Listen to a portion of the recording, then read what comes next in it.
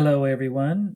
Today, I want us to take a look at Hebrews chapter 12 and the first two verses. Now, these are very familiar verses, I'm sure, but what I want to do is take some time and examine the grammar of these two verses. First of all, if you notice, this is all one sentence. So, how does that sentence work? How is it? There's a lot of words here. How are those words related? When I teach my Bible study methods class, we spend a lot of time talking about two things: the importance of context and the importance of grammar. Those two things by far help us move toward the meaning that the author intended. And that's what we're shooting for. Once we get to the meaning the author has intended, then we more rightly can see how it relates to our world and our life.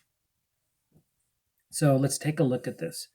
Now, one of the first things I do is I try to see where the translators have made full sentences. So that's the first thing I did was I saw that there's a period at the very end here, and there is no ending punctuation anywhere else in these two verses, telling me this is all one related thought. And then the next thing I look for are the verbal ideas. Now, when I talk about verbal ideas, I'm talking about both participles and verbs. And if you forget what participles usually end with ing, like come would be a verb, but coming would be a participle. And the participles function as modifiers. They usually modify a, a noun, which makes them function like an adjective, or they modify a verb, which makes them function like an adverb. And so we want to see our verbal ideas and decipher which ones are participles and which ones are verbs. And let me just tell you, in our translations, it can be very difficult to see which are verbs and which are participles. But I'm here to help you um, because since I have access to the original language that's pointing to the English words, the way they're translated, I can highlight those participles and verbs. So let's read through this. Therefore, since we are surrounded by so great a cloud of witnesses, let us also lay aside every weight and sin which clings so closely, and let us run with endurance the race that is set before us,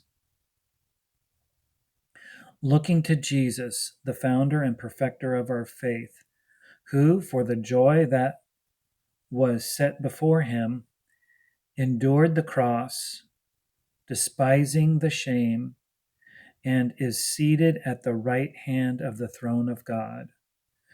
Now, you can see right away that there's a lot of verbal ideas going on in this passage. Now, I have underlined the participles and I have circled the verbs. And so, if we were to change this up a bit and read it the way to include the participle language and the verbal language, we might say something like this. Therefore, while being surrounded, did you hear the ing word? While being surrounded by so great a cloud of witnesses, having laid aside every weight and sin, which clings so closely, let us run with endurance the race having been set before us. So that's just looking at verse 1. And if you could hear as I was reading through this, that this "let us run" is the main verbal idea, and in fact is the controlling verbal idea for the whole sentence. What's found in verse 2 is supporting what's up here in verse 1 that we'll see in just a moment. So, "let us run" is the main verbal idea.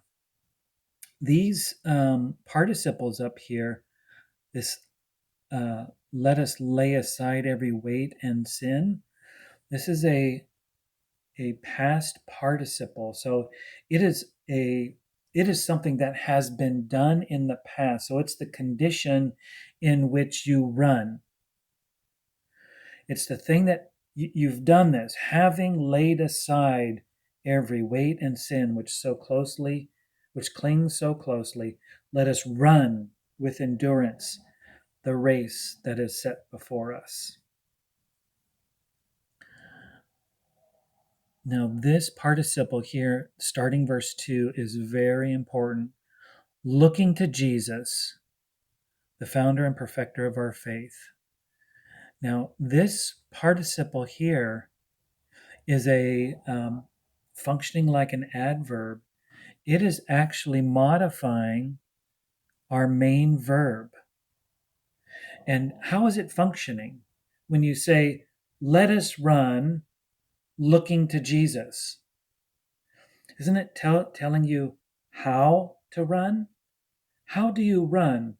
By looking to Jesus, the founder and perfecter of our faith. So this participle here, looking to Jesus, is functioning as giving us the how to run. How do we run? How do we run in this life? How do we run with endurance this race that is set before us? By looking to Jesus. Now, why Jesus? Well, he is the founder and perfecter of our faith. We look to Jesus because he established our faith and he is perfecting our faith. It's not we ourselves holding on with white knuckles, hoping to make it to the end. We look to Jesus, the one who holds for us. He's keeping our faith for us. We look to Jesus. Now, and then it goes on. Who, this is modifying Jesus. It's a relative pronoun, so it's going to be telling us more about Jesus, who, for the joy that was set before him, let me clear this screen a little bit. Looking to Jesus, who modifies Jesus, for the joy that was set before him. I'm going to circle this because this is a verb, and this is a verb. This is a participle. Who, for the joy that was set before him, endured the cross. So how do we run with endurance? By looking to Jesus, who endured the cross. And how did he do that? Who, for the joy that was set before him, endured. There was a joy that was set before him. And that joy was a motivation to endure the cross. And in fact, he despised the shame of the cross. And that word despise is the idea of thinking little of. He didn't allow the shame to affect him. He thought little of the shame. So he endured the cross, and here's our connector word, right? And that connects right back here. So these two words are connected, these two verbs. Who, for the joy that was set before him, endured and is seated at the right hand of the throne of God. Now, this seated at the right hand of the throne of God is talking about a place of honor, a place of approval and acceptance. Those things are what's tied into this idea of being at the right hand of the throne of God. That's where Jesus is. He endured the cross and is seated at the right hand of the throne of God. So how do we run this race? This race of life, the difficulties and struggles and challenges that we face with endurance. How do we do that? We look to Jesus. We look to Jesus. We keep our eyes on Jesus every step of the way. So I hope that this has been encouraging for you today. I hope today you keep your eyes set on Jesus in your experiences, in your struggles, in your trials, in your celebrations, in your victories, because it's Jesus who is the founder and the perfecter of our faith. We'll see you next time.